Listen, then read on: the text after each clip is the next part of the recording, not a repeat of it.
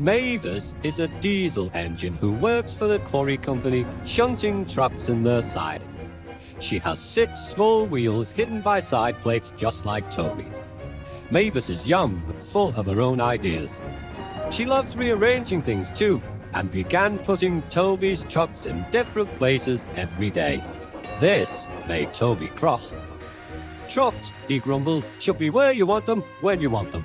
"Fiddlesticks," said Mavis, and flounced away. At last, Toby lost patience. "I can't waste time playing hunt the trucks with you. Take them yourself." Mavis was pleased. Taking trucks made her feel important. At the station, Diesel oiled up to her. "Toby's an old fusspot," she complained. Diesel sensed trouble and was delighted. "Toby says only steam engines can manage trucks," continued Mavis. "How absurd. Depend upon it, Mavis. Anything steam engines can do, we diesels can do better." Diesel knew nothing about trucks, but Mavis didn't realize this. Toby's line crosses with the main road behind the station, and for a short way follows a farm lane. Frosty weather makes the muddy lane rock hard and very slippery. Toby stops before reaching the lane. His fireman halts the traffic at the crossing, and then he sets off again. By using the heavy trucks to push him along, he has no trouble with the frosty rails in the lane. It is the only safe thing to do in this kind of weather. Toby warned Mavis and told her just what to do. "I can manage, thank you," she replied. "I'm not an old fussball like you." The trucks were tired of being pushed around by Mavis. "It's slippery," they whispered. "Let's push her around instead." On, they yelled. Mavis took no notice. Instead, she brought the trucks carefully down the lane and stopped at the level crossing. All traffic halted. "One in the headlamp for Fusspot Toby," chortled Mavis. But Mavis had stopped in the wrong place. Instead of taking Toby's advice, she had given the trucks the chance they wanted. Hold back, they cried. "Brr, up," ordered Mavis.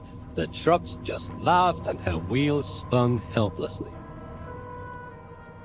Workmen sanded the rails and tried to dig away the frozen mud, but it was no good. Everyone was impatient. Wailed Mavis. Toby was in the yard when he heard the news. "I warned her," he fumed. "She's young yet," soothed his driver, "and she can manage her trucks herself," interrupted Toby. "They're your trucks, really," his driver replied. "Mavis is supposed to stay at the quarry if the Fat Controller finds out." Yes," said Toby thoughtfully. He and his driver agreed that it would be best to have Mavis after all. An angry farmer was telling Mavis just what she could do with her train. "Having trouble, Mavis?" chortled Toby. "I am surprised." "Gotta rush," said Mavis. With much puffing and wheel slip, Toby pushed Mavis and the trucks back.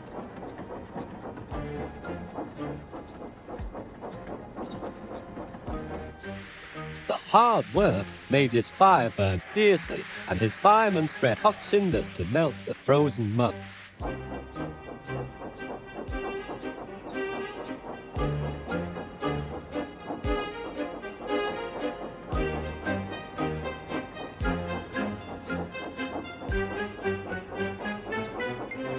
At last they had finished. "Goodbye," called Toby. "You'll manage now, I expect." Mavis didn't answer. She took the trucks to the shed and scuttled home to the quarry as quickly as she could.